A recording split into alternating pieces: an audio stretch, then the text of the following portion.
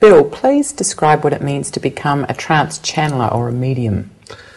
Well, that basically means you are trained to develop the ability, supposedly, to communicate with departed human beings, dead people. And this is something that people want. It's not like that movie, The Sixth Sense, where the kid was scared to death because he was involuntarily seeing dead people. And there's many, they're called spiritualist churches. They have other terms they use, where people actually, that's their service, their church services. People come to these little churches and they sing some hymns, and then the medium, who's usually the minister in church, gets up there, and she will have like a spirit guide, or he, who will come and be like the master of ceremonies. And the spirit guide will say, okay, you know, dear old Uncle Harry is here and wants to come and talk to his nephew, you know, or Grandma, you know, Hoosie Fratzel is here and wants to talk to her grandson. And then the voice changes, and supposedly these different personalities come through, and they talk, and quite often there's different sounding voices and stuff, and sometimes they will actually share stuff that supposedly only the person who is departed would know. And that's essentially the basis of the spiritualist religion. Thank you. Now, let me add one thing, not to interrupt, but when you get also into the field of trance channeling, which is kind of the more modern New Age word for what used to be called mediumship, you have this additional layer of chic, shall we say, where instead of just having some average dead person who's nobody knows who they are, instead you have some mighty awesome being from the past. The most obvious example is this Jane Z. Knight lady out in Yelm, Washington, who has Ramtha, who's this 35,000-year-old Atlantean warrior prince. You know, you aren't just channeling this whole thing was kind of started by Madame Blavatsky, who began like channeling ascended masters. And that's kind of an octave higher in terms of the pretension of it, that instead of just having regular old dead people, you're channeling these immortal beings that are like semi-gods. Okay. How and why did you become a spiritist medium? Well, early on, both my wife and I, and our once we kind of got together, we ran across this really very, very sweet, very intelligent lady who was a professor at University of Northern Iowa, who was the head of a spiritualist church. Her name was Barb Selwa.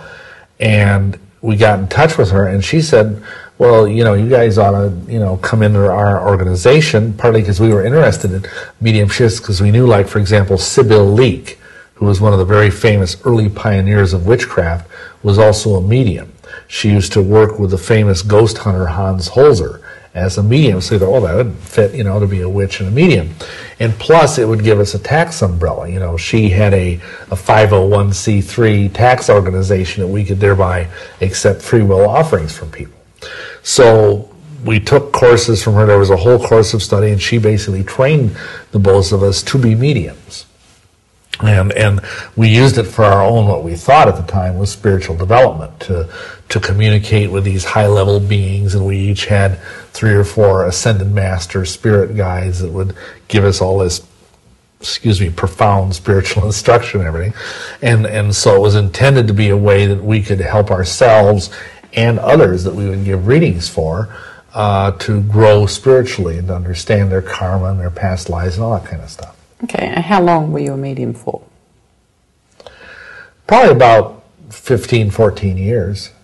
Okay, and do people really channel dead people, or is that a ghost, or what? Well, the Bible to me seems pretty clear that, except in the most extraordinary circumstances, there's no communication between the living and the dead. There's a gulf between us. So what my belief, and I think it's based on Scripture, is that these entities that are coming through, that are speaking, whether they're supposedly ascended masters or whether they're departed loved ones, are actually familiar spirits, what the Bible calls familiar spirits. And people shouldn't be surprised, because, I mean, a demon spirit would know everything about a person's intimate life, so they could reveal all sorts of information through this medium, and oh wow, this guy is really communicating with the departed. But actually, I believe they're mostly familiar spirits that are doing the communicating. I have no reason to believe that any genuine dead person ever communicated with a living. Okay, thank you. So what would happen during a normal session of channeling? Well, for us, we'd have a bunch of people, you know, sitting around in chairs in a circle, and we'd start out by, and amazingly, you start out by singing some very nice old Protestant hymns, you know, like the old Rugged Cross or Walk in the Garden or Amazing Grace or something, to kind of raise the vibes, you know. And then the medium would, who was presiding, would go into trance. And this would involve basically a lot of heavy breathing, and we were trained that you would breathe in the spirit, like almost you're doing pranayama, and let him or her fill your etheric body, and so that there's this little bit of you left up here, like in what would be called the crown chakra, and the whole rest of your body is inhabited by the medium, or by the spirit. And then, you know, you would basically stand up, and it varies on how to do this, but we would stand up and walk from person to person in the circle, and the spirit guide would give them a reading, you know, tell them things.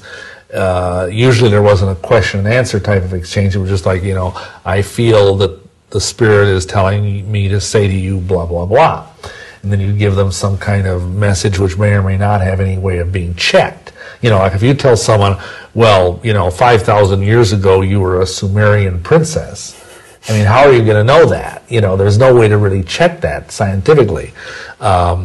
But that was kind of what happened. And then if there was healing needed, then the person who's channeling this spirit might even lay hands on someone and pray for them to be healed. Anyway, I'm not going to go there. They're just some interesting stories about healings in these spiritualist circles that show that they don't work very well. Okay, just tell one. Well, okay. One time I was in a circle. I was just in training, and the lady beside me had a uterine infection, and I prayed for her to be healed, and I got a uterine infection, which is a very good trick when you don't have a uterus. But I went to the doctor, and he said, well, I don't believe this, but you're testing in your blood for, you know, the kind of infection that women usually get in their uterus, and I've never heard of a man getting it. Wow. So it was like kind of an empathetic healing thing that went wacko. How is a dead person meant to heal someone? Well, these aren't just, you got to realize, these ascended masters aren't just dead people. They're mighty demigod, archangelic, supposed type beings, which is, you know, not really true, but that's the belief. See, we had a hierarchy.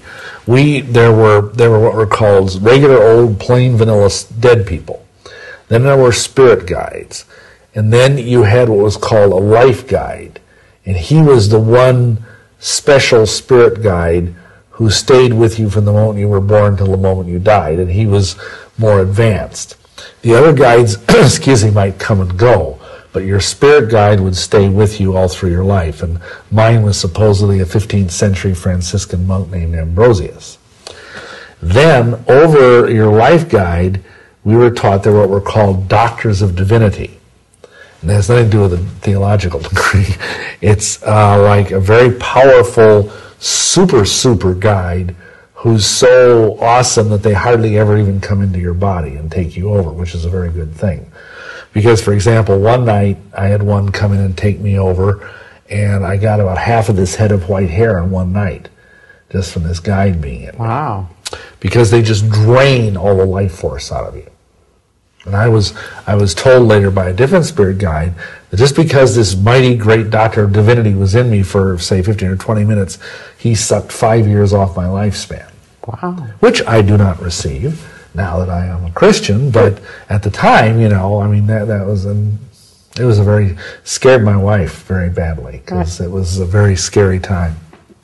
Did you decide to stop it because of it being That never scary? happened again. Right. Okay. I swelled up like a tick and ripped out of the robes I was wearing. It was kind of like that old TV series, The Incredible Hulk, you know, where the guy would rip out of his clothes, and she didn't know what was going on because she was sitting there kind of, you know, helping me through this, and all of us. This is not something they prepare you for in medium school, but we got through it.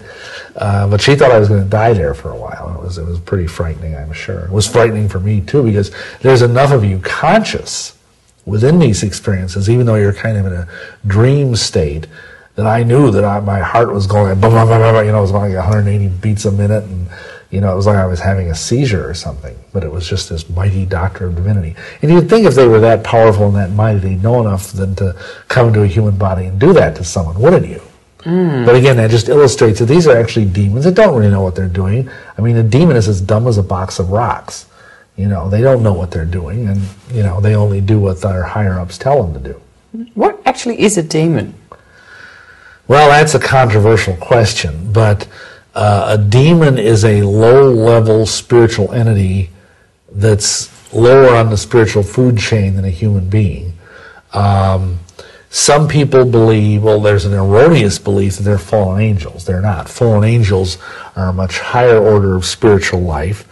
The theory I fall into in terms of a theory for what demons are is that back in Genesis 6, the angels came down and fallen angels came down and had relations with human women. And they produced offspring that were called the Nephilim, the mighty men of old, the men of renown.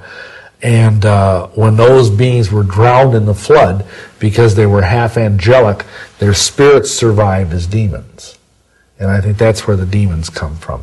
There's also the theory that they were born from the demon goddess Lilith, who was supposedly the first wife of Adam. That's the rabbinical theory on it, but I don't necessarily buy that. And there's other theories as well. But okay, thank you. Who did you channel? Well, I got them all. I mean, I did everything. Of course, I had my life guide. I had about 4 or 5 guides. One was an African witch doctor. One was a Native American. We were very politically correct in those days, But those are my regulars. Beyond that, I would have rare appearances by Jesus, quote unquote. At one time, I channeled, back when I was kind of drawing into the dark side of things in a deeper way, I had Nero come into me. I had Aleister Crowley make frequent appearances, complete with British accent. I had even Adolf Hitler come into me a few times and give me advice about how I need to exterminate all the Jews. Wow. So, I went the gamut from the supposedly very nice to the supposedly very nasty. But of course, all these were demons. I mean, the Jesus who came to me was not the real Jesus. How did you know if he was Jesus or not? Well, at the time, we just, the principle is you get into kind of a trust working bond relationship with your life guide. Ah. And supposedly he's a high enough evolved being that he can keep away anybody nasty. But even so, whenever a spirit comes to either speak or to even come into you, you're supposed to say, and I already talked about this, do you stand in the light? Well, yes, of course I stand in the light. I'm a Luciferian, whatever, But, so that's how you're supposedly to kind of screen these people. But in theory, also the life guide, would screen them. And then he would say, oh, here's Jesus, the Master Jesus, and he wants to speak to you. And then would come Jesus, and away we'd go. Okay. I had the understanding that one problem with learning from spirit guides, and that is they actually haven't got as much life experience as we do. So, like, if you've got a 15th century monk, can he tell you how to live in the 20th century? Yeah, except, of course, the theory is, I'm agreeing with you in practice, but in theory, they would say, well, these beings are up and they have access to all the Akashic records, and they can see the past, the present, and the future. But you know what the funny thing is? Because often, my wife and I would do readings almost every day, just privately between the two of us, and we'd ask important questions, like the life decisions we were making, whatever. And, it was like trying to do a Yi Jing reading. Have you ever used the Yi Jing, the Chinese, or you get these obscure fortune cookie answers, like you're trying to say, okay, should I take this job in West Allis, Wisconsin?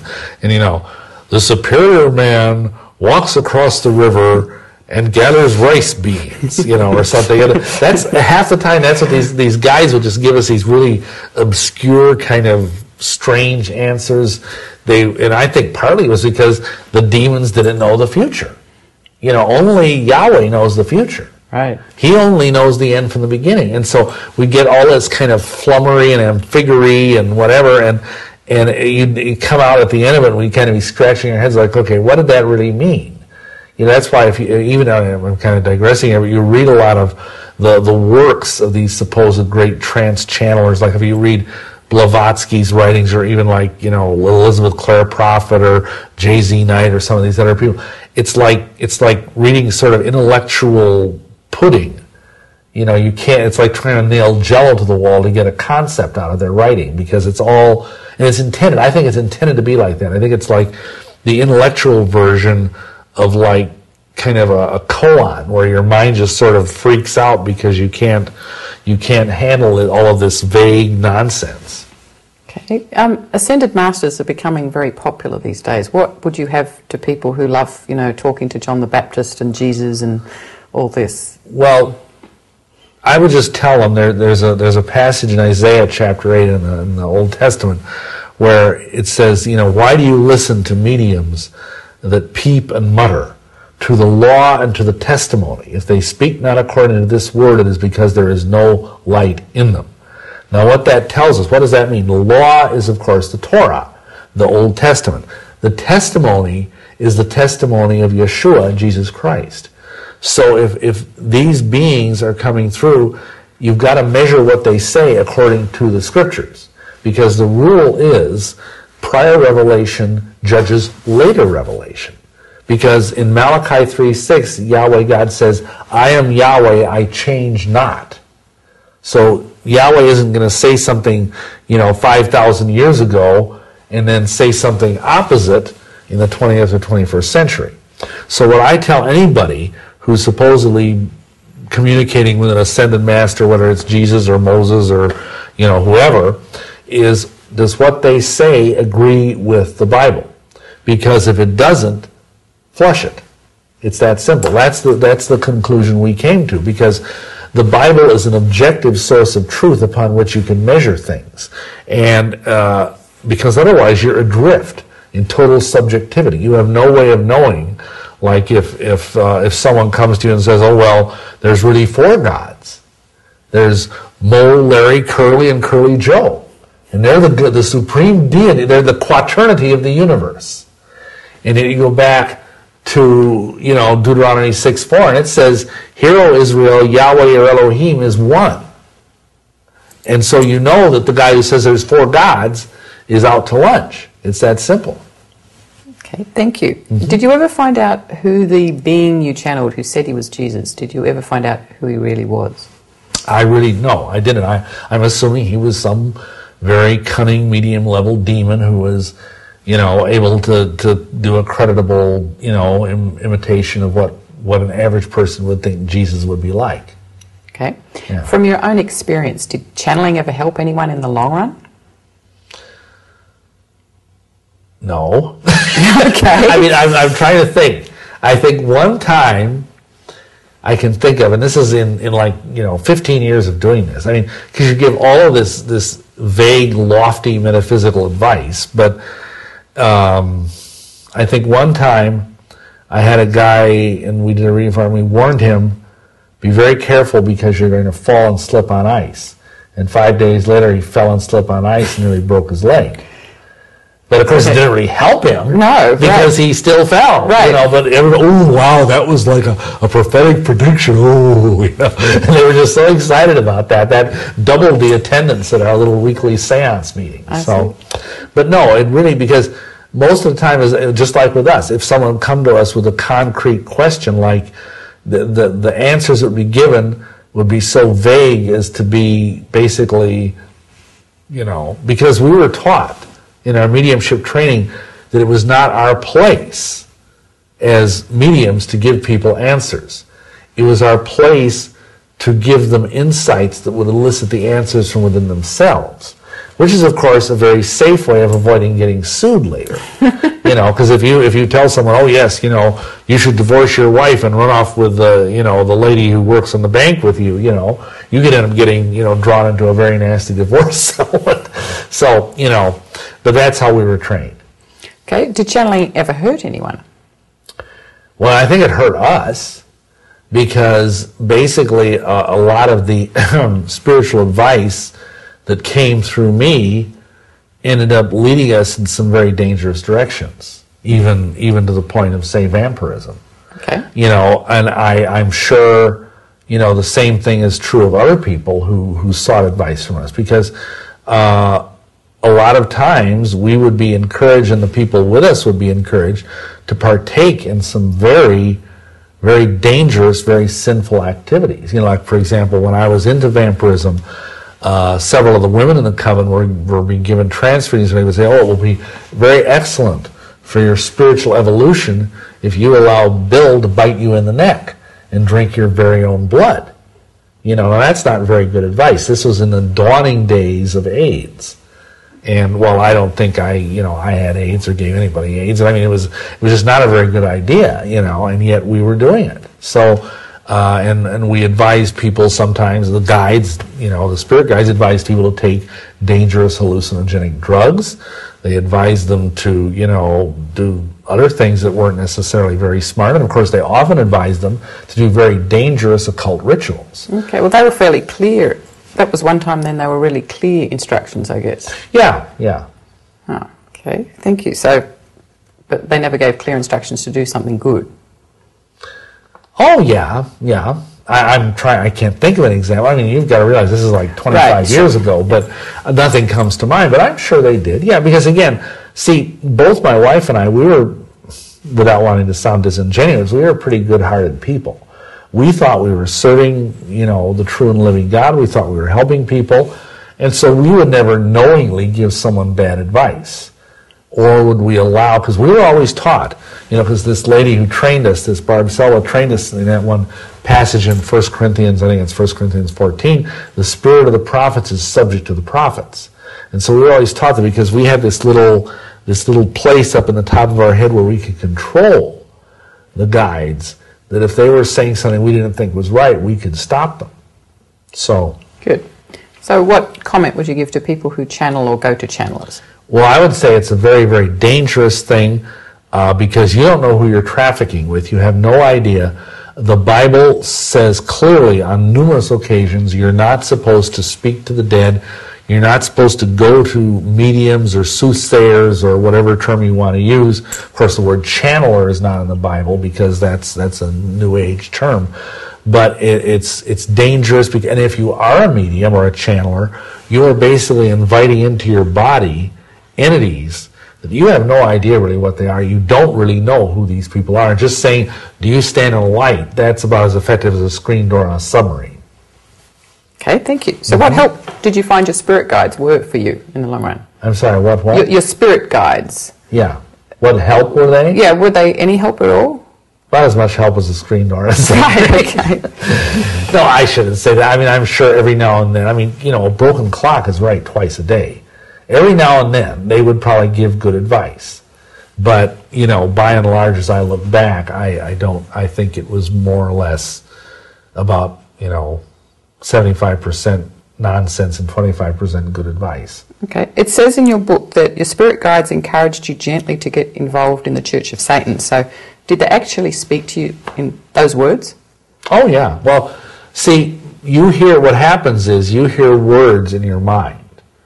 It's not like there's this audible, although there are mediums that actually they have what they call spirit trumpets, where this is kind of old-fashioned stuff. I don't think this is still going on much anymore, but where the medium would actually have a thing that looked like a megaphone that would float around the seance room, and this disembodied voice would speak through this trumpet and say things. That was called being a trumpet medium. Those were very highly prized. And sometimes there would be mediums that would literally sit there, and this is creepy to see, I've seen this, where they would sit there like this, with their mouth open, nothing moving in the mouth, but a voice coming out. Wow. But you're not seeing lips move or tongues move. and this deep voice or whatever would come out and then say something. But in our case, almost always, that only happens usually with these really high-level guides that like give you seizures and stuff. Usually I would hear a voice in my head, and it would be very clearly the voice, and it would like resonate down into my voice box and everything, and it would come out with an accent. And, you know, like the African witch doctor, he sounded like an African witch doctor, and the monk from England sounded like a monk from England. Actually, he was from Edinburgh, so he had a faint Scottish accent. But anyhow, yeah, and I would hear these voices, and in that case, I forget what you asked. Did they tell me to do? Join the Church of Satan. Yeah, I was. Because most people don't think advice. spirit guides would say that kind of thing. They would tell me, well, I would get the initial nudge in this case, like from the fellow that ran the Occult bookstore there in Milwaukee at that time. But, you know, we'd go to the guys, well, is this okay? You know, and well, you have to realize that Anton LaVey is an ascended master come back, you know, he's a bodhisattva or something, you know. And I mean, well, because the guide said, and he says, because again, you see, the funny thing to say is the Church of Satan really isn't that bad. I mean, it's bad, but compared to hardcore Satanism, we used to call it comic opera Satanism. It's not really, you know, serious Satanism. They don't even believe in the devil in the Church of Satan. So joining the Church of Satan was not as huge a metaphysical step as you might think. I see. Okay, well, a lot of people also like talking to angels and getting advice from them. What do you think if that's a good idea? Well, I really don't see the point in talking to the middleman when you can talk to the boss. And are all angels good is kind of where my question's leading. Well, yeah, I mean, no, all angels aren't good. Right. The problem is there are fallen angels, and we are warned in the Bible against cultivating a worshiping of angels or I think a lot of this stuff is sort of unhealthy that's going on today, like Doreen Virtue or whatever her name is, and some of these other people that are telling people, oh, you've got to talk to your angels, and they have angel cards and angel this and angel that. And we're warned against that kind of thing because angels don't exist to glorify themselves, good angels. Good angels will only direct your worship and your questions and everything else to the Almighty. Only an evil angel will encourage that sort of devotion and worship or whatever, because worship only belongs to the Almighty, you know, Yahweh in heaven. It doesn't belong to some, you know, dippy little angel. Angels are not, they're awesome beings, but compared to the Almighty, they're navel-limbed. So when we have the right as believers to have the Ruach, this Holy Spirit, live within our hearts, and we can talk to Him, why mess around with some dumb angel? You know, it's like, you know, why go to middle-level management when you can go to the top? Sure. Thank you. Mm-hmm. What is a Freemason? That was a radical change of subject. A Freemason is a member of probably the world's oldest organized secret society. Ancient and accepted Freemasons, ancient free and accepted Masons, and they've been around basically in an organized way since the early 1700s. And nowadays, there's I think about 2.5 million Masons in America. They're kind of a dying breed, thankfully. Right now, the average age of a Mason in this country is 70. And they're not getting a lot of new members, and of course they're dying off as things happen. So it's really dwindling in membership. I don't know which is going down faster: the membership of the Catholic priesthood or the membership of the Freemasons. But anyway, Masonry is they say Freemasonry is a system of a system of morality veiled in allegory. That's their definition, which is typically vague and nebulous. What it is, it's basically a system of 3 degrees that's based on the old stonemasons guild. Kind of like, you know, even today we have like trade guilds, like for carpenters, stonemasons, plumbers, whatever. Well, that's what the Freemasons were originally. They were the medieval stonemasons guild that worked and built the cathedrals. But nowadays, almost no Freemasons are actually stonemasons. I've only known one that was actually a real stonemason. Most of them are just businessmen or whatever, you know, and they're just in the lodge for whatever reason. Okay, why did you become a Freemason? Well, because the Grand Master Druid of North America told me to. Secondarily, because my spirit guides told me to. Okay, which spirit guide? You're the monk from... Yes. Okay. Yes. And we were, see, I should elaborate slightly on that. We were, especially by this Grand Master Druid, he himself was a 33rd degree Mason. And he said that a lot of really good occult information could be found within the Masonic Lodge. And that it was a place where a lot of occult adepts did gather, sometimes clandestinely, under the cover of being other things, you know, but they would actually be a high-level occultist who were also Masons. And if you look at a list of most of the prominent occultists of the 20th century, you'll find that almost all of them were Freemasons. Okay. How did you get to meet that Druid? Well, we were starting up as witches, my wife and I. That I think at that time we weren't married; we were just good friends. And the guy, the same fellow who had this occult bookstore in Milwaukee, he heard about this Grand Master Druid, that he had finally, because this omen had appeared in the heavens, this prodigy of stars had congealed in the heavens in 1971. He was told that the age of Aquarius was then dawning. And so supposedly, this is a story, supposedly it was time for him to come down out of the hills of Arkansas, where he and his family had been practicing Druidry in this country for a couple hundred years as Scottish immigrants, to come down out of the hills and start teaching the science of Druidism to the masses. So he apparently, I suppose what he did is he contacted various occult bookstore owners in large cities throughout the country and made arrangements to come and speak. And this guy who was a friend of ours, he invited us up from, we were living at that time in Dubuque, to come up and hear this guy speak. And he was extremely impressive. And in his own way, very powerful. But, so that's how the relationship, and eventually he ended up somehow or other convincing us we needed to go down to Arkansas up in the mountains and study personally with him for like 3 or 4 months, and we did so. And he became high priest in the Druids. So that's, and it was during the course, he didn't really tell everybody that he met, oh, you got to be Freemasons. But he told the people who were in the high priesthood of his organization that would be a good thing to do. Okay, and how long were you a Mason for? 9 years. And how high up did you go? Well, I went through the typical Blue Lodge degrees, went through York Rite all the way up to the Knights Templar Commandery, went through the Scottish Rite all the way up to 32nd degree, and at that time, then I was considered worthy to get into what is called esoteric Freemasonry, which most American Masons don't even know exists. And in that organization, I was admitted into the Rite of Memphis Mitzrayim, and I went up to 90th degree, which a lot of Masons, if they even hear that, they will, you know, their false teeth will fall out of their heads. But there are actually at least 97 degrees in the higher level esoteric rites. From your experience? From my experience. I've actually heard there's 360 degrees with Satan at the top. Do you know if that's true or not? I have no idea if that's true or not. I have heard that too, but for my information, I can only speak to that there's 90. Right. Were you surprised when you found that there were more than 33 degrees? No, not really. See, here's how this works. When I went through the Masonic rituals, I had the spirit guides in my ear whispering things, telling me to do things, telling me to answer certain things in certain ways. Because I did that, I was identified by the leadership of the Grand Lodge of the state of Wisconsin that I was someone a little bit extraordinary.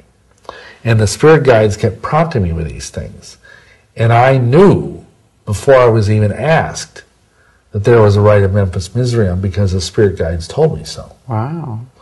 And see, that's one of the ways in which I ultimately got contacted by the Illuminati, is because the spirit guides had given me certain key things to say, key things to do, even gestures to make, stuff like that would identify me as being someone who was worthy of more light. Because see, that's what they promise in all the Masonic degrees.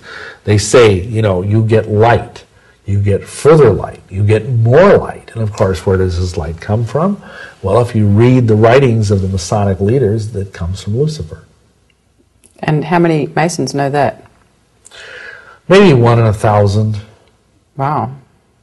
The rest are just like cannon fodder. They're there to be spiritually drained, spiritually vampirized, financially drained, because Masonry sucks a lot of money out of you. But most of them don't have a clue unless they bothered to toddle upstairs and read the books that are in their own Masonic libraries, like I did. Right. For example, Manly P. Hall, who is one of the most honored Masons of the 20th century, he wrote a book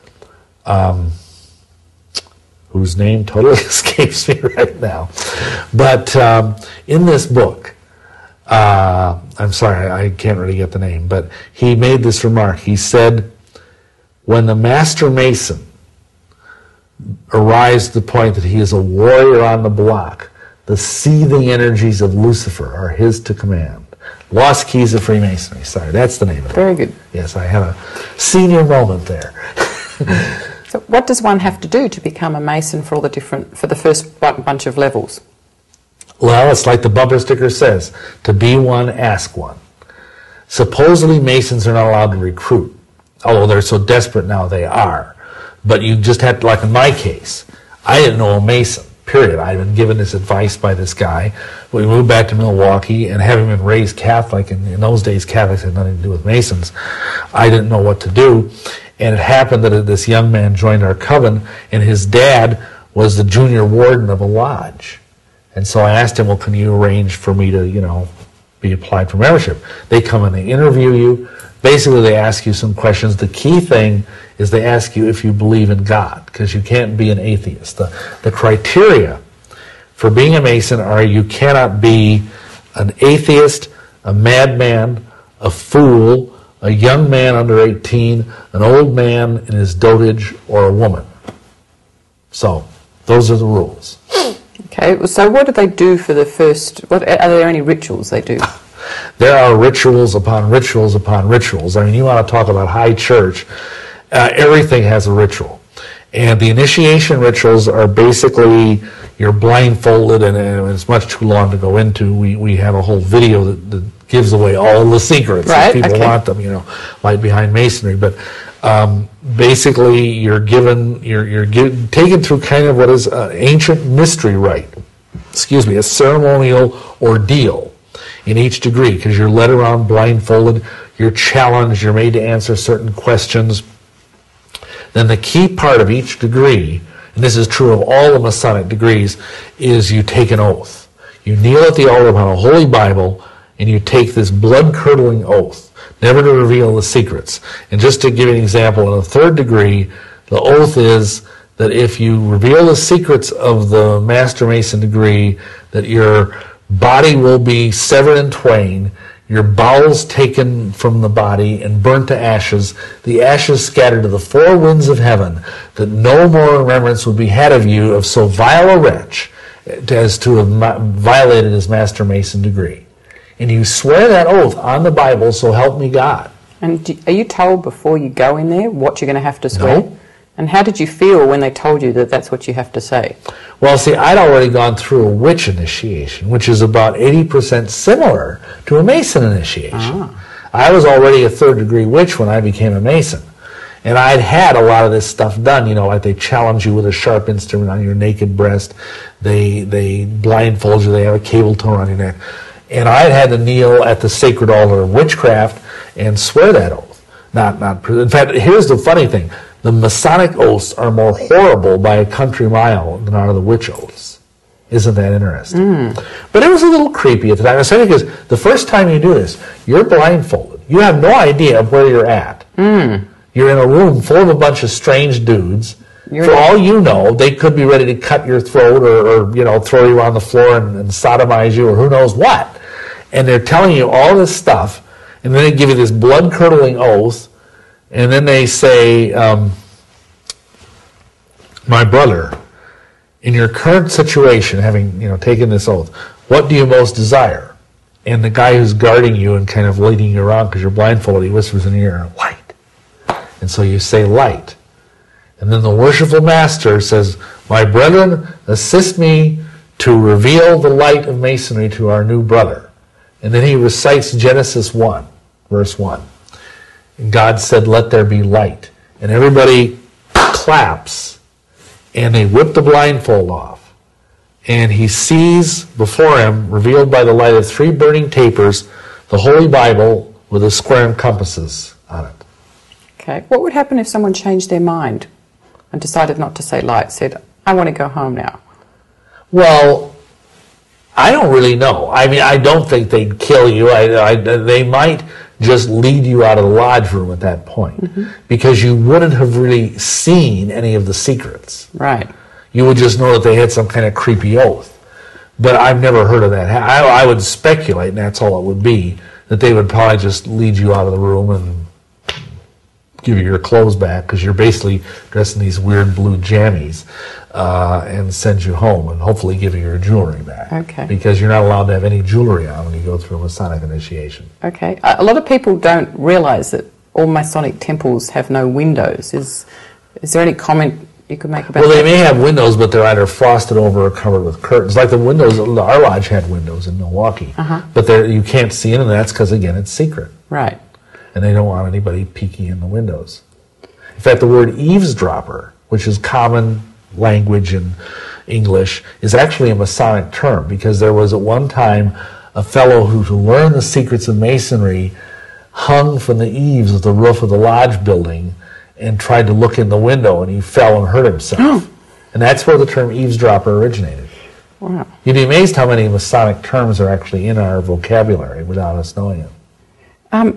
Okay, thank you. You say that to advance into serious Satanism beyond the Church of Satan level, it would be necessary to complete 2 apparently paradoxical tasks. The first was to join the Order of Freemasons and become a Master Mason, and the other was to receive holy orders and become a Catholic priest. So how many Master Masons know that there are Satanists among them? I'd say probably the same figure I quoted earlier, 1 in 1,000. Right. I knew, just in Milwaukee, I knew at least 5 or 6 Masons that were involved in either witchcraft or Satanism. And one of them was he was a worshipful master. And he never, see, this is one thing people ask you, well, they say, in the higher degrees, is that where you get this stuff? No.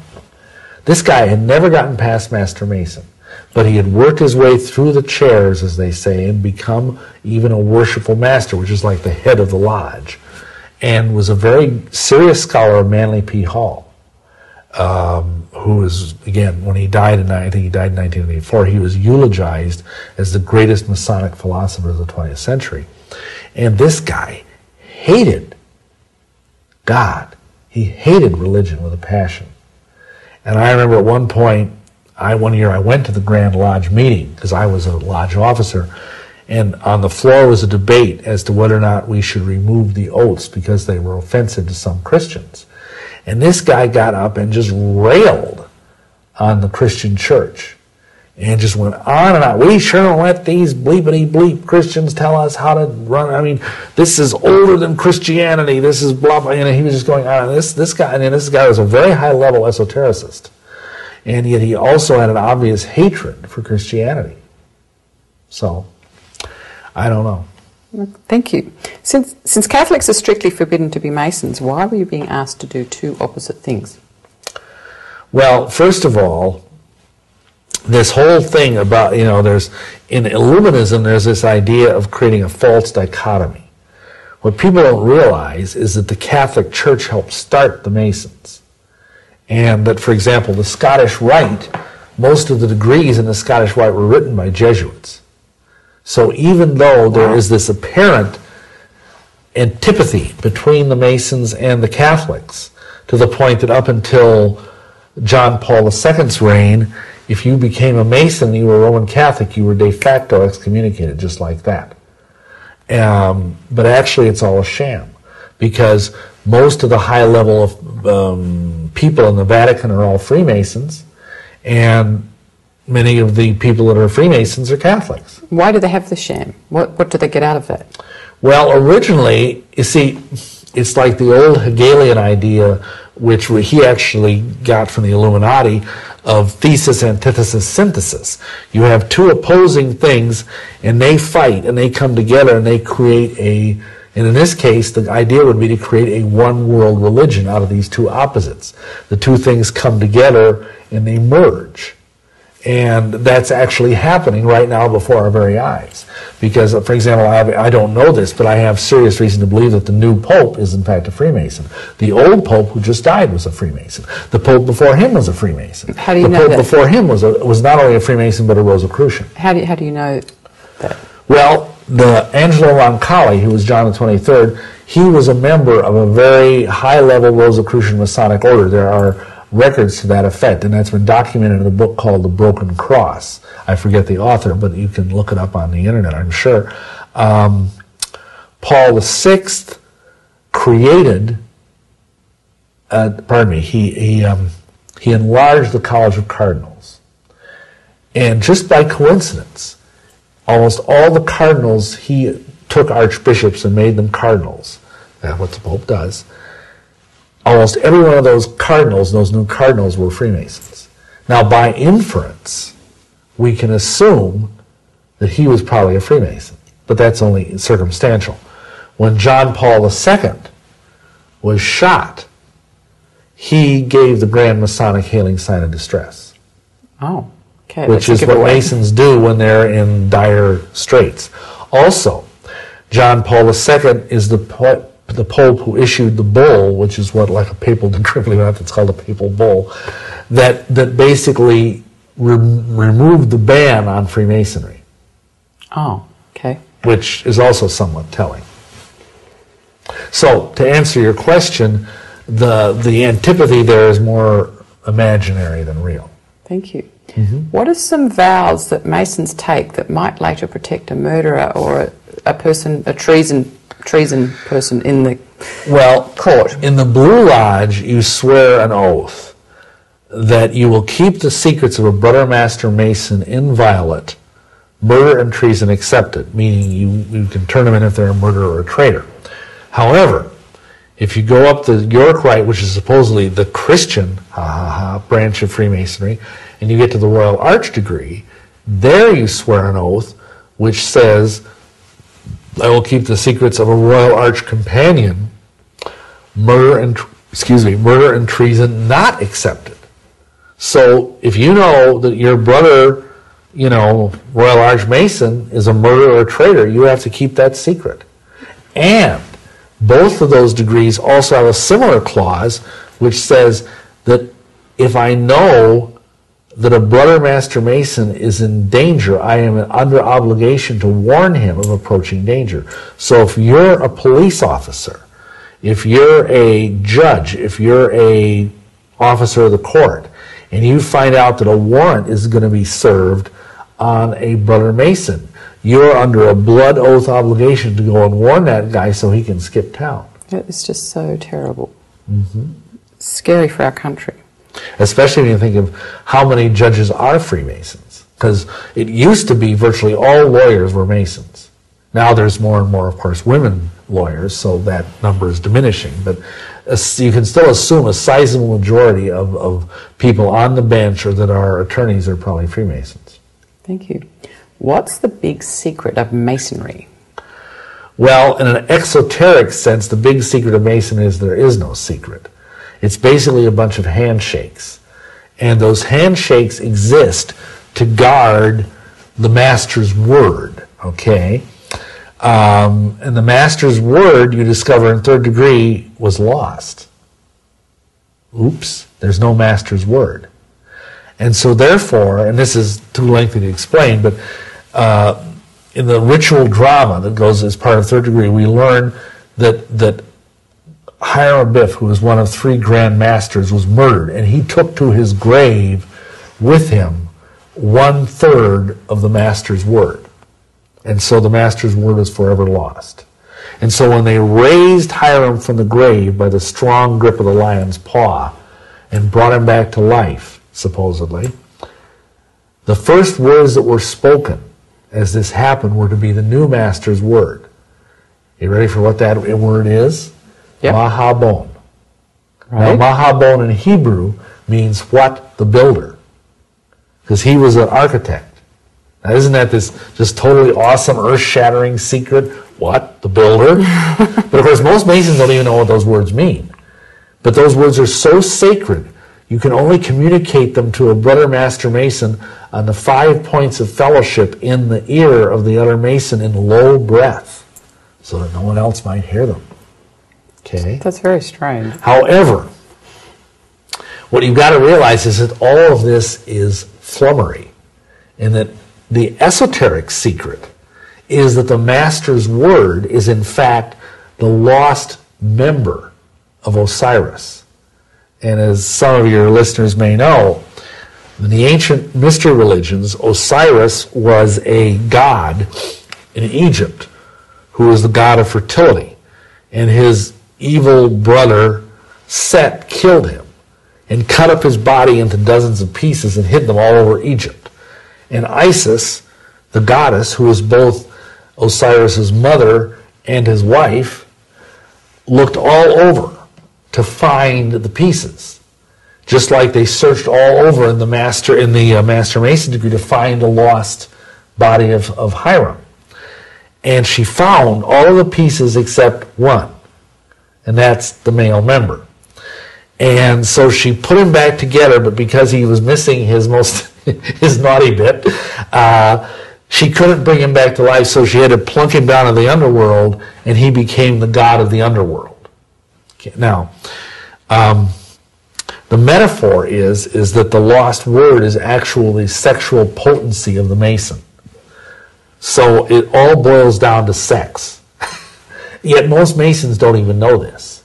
They don't understand, for example, the monument that was supposedly erected at the tomb of Hiram Abiff was a broken column with a beautiful maiden weeping over it, and behind her is Father Time plaiting her hair. Now think of that. What's the broken column? It's a phallic symbol. The weeping maiden is Isis, and Father Time is Kronos, the Saturn Titan in Saturn. Who is Saturn in Egyptian mythology? He's Set, the god that murdered Osiris. It's all right there. That's why when a Master Mason is in dire, dire trouble, like the Pope was, he will cry out, "O Lord my God, is there no help for the widow's son?" Because Hiram Abiff was the widow's son. Well, Isis is the widow. See, it all goes back to ancient Egyptian mythology. Wow.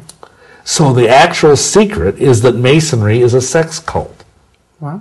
And that's why they wear their apron over their Holy of Holies. Just like there's a veil in the Temple of Solomon that covers the holy place where the Ark of the Covenant is. Well, this is the Holy of Holies of the Mason. That's why Masonic monuments are obelisks. Like Washington's monument, the largest obelisk in the world. He was a Freemason. It's a giant phallic symbol. It's all there for everyone to see. That is what the Masons mean by resurrection. Wow. If you go to a Masonic funeral, they talk about the sure and certain hope of the resurrection. When they say that word, they don't mean what all the nice, Christian people sitting in their chairs think they mean. They're talking about the fact that the phallus dies and then rises again. Wow, thank you. Mm-hmm. What are some of the problems with Freemasonry? Well, I think some of it would be rather obvious, but right. Basically, it's its own religion. It's a religion which does not honor Yeshua, Jesus Christ, and it is a religion that demands people that they do things that are contrary to the commandments of God. And let me explain that. The oaths that I've already mentioned that you have to take, even as an entered apprentice, the lowest degree, are blood-curdling. You swear that you will have your throat cut from ear to ear and your tongue torn out by the roots to be buried in the sands of the sea. And obviously that's going to involve a certain amount of death, And the problem is that, first of all, you're swearing that oath on a Bible in the name of God. Now here's the deal. Yeshua said in Matthew chapter 5, 34 to 37, that we're not supposed to swear oaths. And that is also repeated by James in chapter 5, verse 12.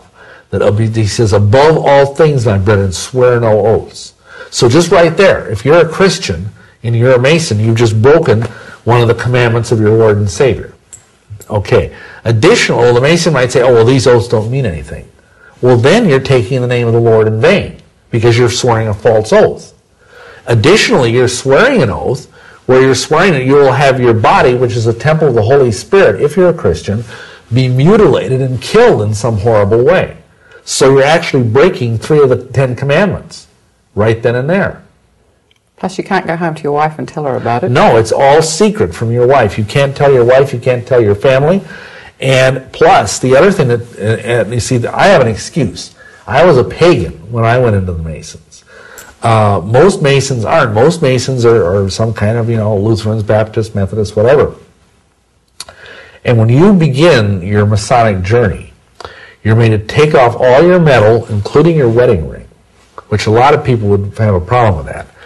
Additionally, they're made to put on these jammies, blue jammies, and a blindfold, which leaves their one breast bare. They have a cable tow put around their neck, which is like a blue cord, and they're led to the door of the lodge, made to knock on the door of the lodge. Some guy answers from inside the lodge, "Who comes here?" And the fellow who's your conductor answers for you and says, "Mr. Bill Schnoebelen, who has long been in darkness and now seeks to be brought to light, to receive a part of the rights and benefits of this worshipful lodge erected to God and dedicated to the holy saints John, as all brothers and fellows have done before him." Now, what's contained in that, if you're a Christian? You're saying you have long been in darkness and now seek to be brought to light. Mm-hmm. And you have Yeshua HaMashiach, Jesus Christ, the light of the world, in your heart. And yet you're in darkness? You've just denied your Lord and Savior. Now, if I was a pastor or a deacon or even a Christian layperson that knew more than word 1 of the Bible, I would at that point say, "I'm done. Give me my clothes back. Give me my jewelry back. I'm out of here." But 40,000 Southern Baptist pastors are Freemasons. Wow. And I don't mean to pick on that denomination. There's other examples. I mean, most any denomination is rife with Freemasons. It's also hard to believe that so many important, powerful people have been through such strange things. Yeah. Many, I think it's 17 presidents have been Freemasons. Many of our founding fathers are Freemasons. And they go through this partly because it's sort of expected. It's very hard to rise to political power in this country unless you are a Mason or something worse, like our current president, who is a member of Skull and Bones, which is an even worse fraternity. Of course, it's related just to Yale, and it's a much more elite fraternity, but it's nevertheless very spooky, as you might know by the name. Right. Am I right in saying that you believe that cases of sexual abuse, particularly with children, are much more likely to happen if there's a Mason in the family? Yeah, not only just with children, even with female adult women being raped and so on. But yes, we, in our experience with counseling, probably crowding 2,000 clients now over the years. Wow, that's a lot. That we have seen literally hundreds of cases where children allege they have been sexually molested either within Masonic lodges or else by Masonic grandfathers, Masonic parents, whatever. And I believe there's a real significant spiritual reason for that. Because Masonry worships Baal. See, Baal and all those pagan gods that surrounded Israel in the Old Testament, they were all phallic fertility gods. And if you worship, knowingly or unknowingly, sex, then sex is going to come back and start corroding your soul. And you're going to start having improper sexual thoughts coming to you from demon spirits. Because when you kneel at that altar, you basically place yourself under the headship of the false god Baal, even if you're a Christian. And so you've got one knee on the altar of Yahweh God and one knee on the altar of Baal. And that doesn't work. You're going to end up destroying your family, spiritually, if not every other way. I see. Yes.